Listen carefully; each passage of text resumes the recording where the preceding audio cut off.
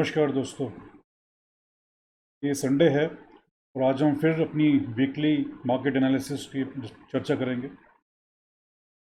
Market पिछले कई हफ्तों से एक एक्सपेक्टेड रेंज में, जो डाउनवर्ड स्लोपिंग रेंज है उसकी, उसमें चल रहा है। बड़े प्रिडिक्टेबल वे में वो नीचे की सपोर्ट और ऊपर की रेजिस्टेंस को टच कर रहा है। बड़े इंटरेस्टिंग टर्निंग पॉइंट पर है इस टाइम मार्केट। अभी कोई फ्रेश ट्रिगर्स बहुत ज़्यादा नहीं दिख रहे हैं और जो बैड न्यूज़ है, including the possible third wave of Covid, वो सारी डिस्काउंट हो चुकी है अभी करंट प्राइस में। तो अगर कोई फ्रेश ट्रिगर्स आते हैं पॉजिटिव, तो मार्केट ऊपर जाने के लिए एक उसके अंदर में मोमेंटम नज़र आएगा अपने को। तो हम will go to the charts and the key factors जो अभी मार्केट को इम्पेक्ट कर रहे हैं। उससे आपको समझ में आएगा कि हम कहाँ पर हैं, तो आगे क्या चीज़ें, क्या पॉसिबिलिटीज़ मार्केट को ऊपर या नीचे ले जा सकती है। तो स्टे विद मी।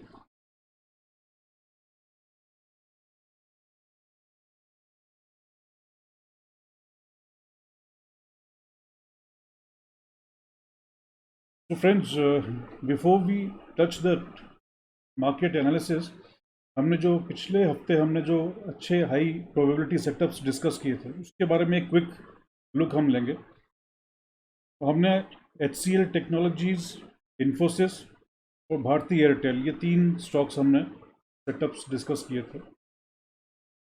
उसमें इन्फोसिस का जो हमने स्टॉप लॉस रखा था, वो स्टॉप लॉस हिट हो गया उसमें। HCL टेक और भारती, वो अभी स्टॉप लॉस हिट नहीं हुए हैं। हालांकि मार्केट नीचे आया है तो वो लोग भी नीचे आए हैं, बट अभी भी उनको होल्ड करने की ही हमारी सलाह है। इस मार्केट में जो कि बहुत अपने हाइस के करीब है और अभी एक रेंज में चल रहा है, तो फ्रेश ट्रिगर्स अभी वहाँ पे कुछ नहीं दिख रहे हैं। तो आगे नेगेटिव न्यूज़ फ्लो आने का भी चांसेस हैं in terms of economic parameters. उस सबको देखते हुए ये हमारे सेफ स्टॉक्स हैं। Even for Infosys I would recommend that if you are holding it, then continue to hold it. Then we come to the key factors in the weekly chart of Nifty. इसमें आप देखेंगे कि FIIs और DIIs ने दोनों ने ही इस week में सेल किया। जो कोविड का सिचुएशन है, वो डाटा थोड़ा इम्प्रूव हो रहा है, लेकिन साथ साथ लॉकडाउन्स एक्सटेंड भी हो रहे हैं सभी जगहों पर। तो ये ट्रेजेक्टरी अभी भी थोड़ा अनसर्टन है और थर्ड वेव की भी बातें चल रही हैं।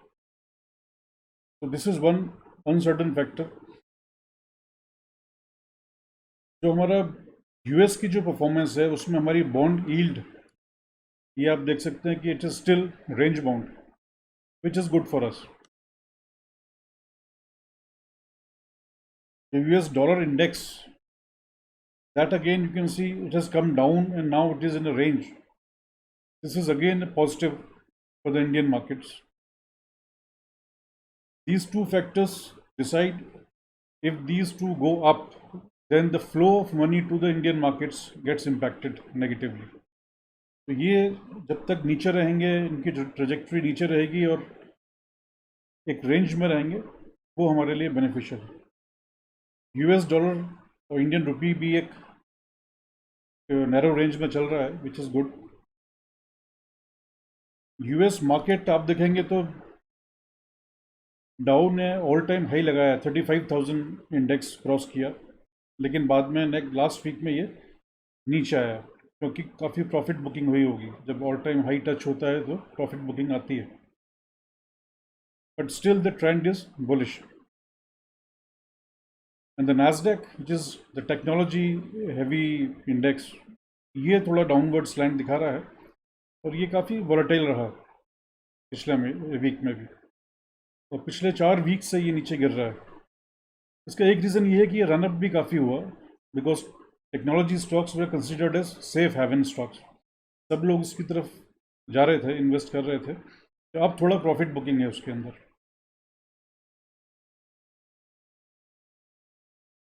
Commodities, again, you can see the commodity index is still outperforming the Nifty. So the commodity prices are still high. This is again a cause of concern in terms of the inflationary issues. However, if you see the inflation in Indian market, the consumer price index, the data which has come out for April is 4.29%, which is less than the March figure of 5.52%, which is positive for the Indian market and the Indian economy.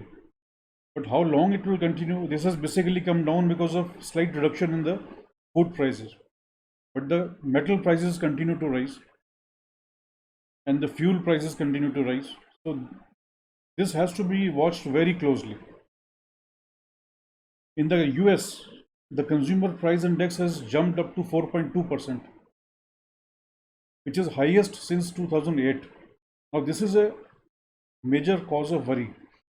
If this trend continues, then the low interest rate regime or the zero interest rate regime जो वहाँ के fade ने, जो वहाँ के finance ministry ने setup किया हुआ है, वो उनको मेंटेन करना मुश्किल हो जाएगा।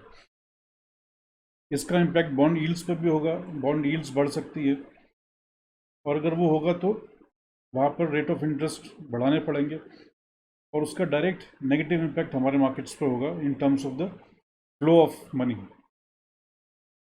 This inflation is, as I said in the last episode also, it's a bull in the China shop and we have to watch it very closely.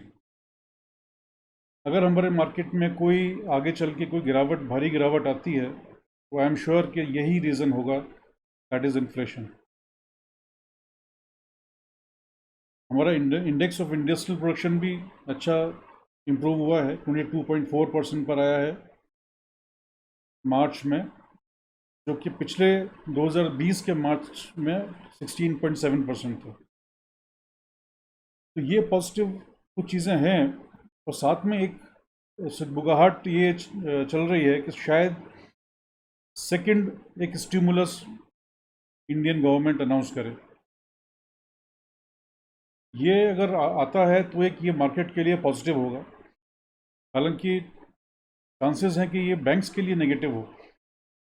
अगर कोई सेक्रीफाइस बैंक्स के पार्ट पर अगर उस पैकेज में अगर कोई एनफिसेज होता है, कोई प्लान होता है, तो that will be negative for the banks, but it will be positive for the other companies and the overall economy. तो let's see how it pans out. आप अगर चार्ट पर यहाँ देखेंगे, ये वीकली कैंडल है, एक candle is equal to 1 week. आप देख रहे हैं, जो मैं आपसे कह रहा था कि ये लगातार डाउनवर्ड स्लोपिंग एक रेंज में ये मूव कर रहा है। कितने हफ्ते, ऑलमोस्ट 10-12 वीक्स हो गए इसी रेंज में चल रहा है, धीमे धीमे नीचे की तरफ। पिछले हफ्ते हमने 14,965 का टारगेट दिया था, वो टच किया उसने, और यहाँ पर आकर 14,677 पर क्लोज हुआ। अभी यहाँ से वो कहाँ जाएगा, अगेन डिपेंड करेगा फ्रेश ट्रिगर्स क्या हैं।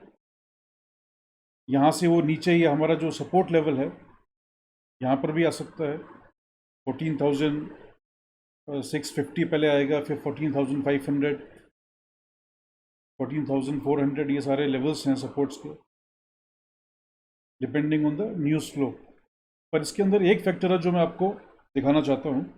अगर आप इसका डेली कैंडल चार्ट देखेंगे, ये देखिए आप, ये डेली कैंडल चार्ट है, इसके अंदर आप देख सकते हैं कि ये ग्रेजुअली एक अपवर्ड ट्रेजेक्टरी लेकर चल रहा है। पॉसिबल है कि जो कुछ क्वार्टर्स जो अंदर इंटरनल इंफॉर्मेशन रखते हैं, वो यहाँ पर ग्रेजुअल बाइंग कर रहे हैं। उनको पता है कि मार्केट ऊपर लेके जाना है, ऊपर जाएगा, कोई स्टिमुलस आएगा या कुछ पॉजिटिव न्यूज़ आने वाली है। ये हमारा पहला टारगेट इसमें 14,915, अगर ये क्रॉस होता है और इसके ऊपर मार्केट क्लोज होता है, then definitely it will be a confirmation that upside खुल गई है। और अदरवाइज एज ऑन डेट आप 14,915 के टारगेट के साथ आप प्रेजेंट लेवल्स पे जरूर बाय कर सकते हैं निफ्टी को। अभी प्रेजेंट लेवल 14,677 है, तो हमारे पास ऑलमोस्ट 125 पॉइंट का ऊपर इसके पास में गुंजाइश है। तो इस पीरियड में आप देखेंगे कि हमारा जो प्राइस ये 14,677 पर ये क्लोज हुआ है, ये हमारे वी वैप वॉल्यूम वेटेड एवरेज प्राइस से नीचे है, हमारे 5 डे मूविंग एवरेज से भी नीचे है, बट 10 डे मूविंग एवरेज और 20 डे मूविंग एवरेज से ऊपर है, तो ये हमारे लिए एक प्लस पॉइंट है। पुट कॉल रेशियो हमारा वीकली जो ऑप्शन चेन है उसमें थोड़ा नेगेटिव दिखा रहा है, लो साइड में है, यानी कि कॉल राइटिंग ज़्यादा हुई है यहाँ पर। और मंथली जो सीरीज़ है उसमें ये बुलिश दिखा रहा है put call ratio. RSI neutral है, और विक्स भी हमारा जो वोलेटिलिटी जो फियर इंडेक्स है वो भी एक बहुत लिमिटेड रेंज में है और एक रीजनेबल रेट उस अपने पॉइंट पर है वो। If we come to the bank Nifty, bank Nifty में आप देखेंगे कि पिछले हफ्ते सभी मेजर स्टॉक्स ने नेगेटिव एक मूवमेंट दिया हमको, और ये एक बड़ा कैंडल नेगेटिव बना रेड, और अब ये जो एक वेज फॉर्मेशन है ये लगातार गिर रहा है। आप देखिए हर हफ्ते इसका डाउनवर्ड मूवमेंट हो रहा था बैंक निफ्टी का, अब यहाँ पर इसने ही सपोर्ट लेवल पर ये आके रुका है। अगर न्यूज़ फ्लो नेगेटिव होता है तो इसका अगला जो पड़ाव होगा वो 31,800 पर होगा, और अगर पॉजिटिव न्यूज़ फ्लो आता है तो इस वेज को अगर ब्रेकआउट करता है तो पहला 32,550, इसके ऊपर इसका क्लोजिंग होना बहुत क्रिटिकल है। अगर ये क्लोजिंग हो जाती है इसके ऊपर तो फिर वो 33,600 तक भी हो जा सकता है। But overall compared to Nifty, bank Nifty is weak, और उसके पीछे कारण ये भी है कि कोई भी आगे जो सिचुएशन आने वाली है, कोई स्टिमुलस भी आएगा, या हमारा जो अभी कोविड की वजह से जो लॉकडाउन है उसका जो नेगेटिव इम्पैक्ट इंडस्ट्री बिजनेस पर आएगा, उसकी वजह से बैंक्स के एनपीएस इंक्रीज होने के चांसेस होंगे। वो सारी चीज़ें इसके अंदर में फैक्टर इन हो रही हैं। Bank Nifty again it is on the weekly option chain it is week, while on the monthly option chain it is neutral.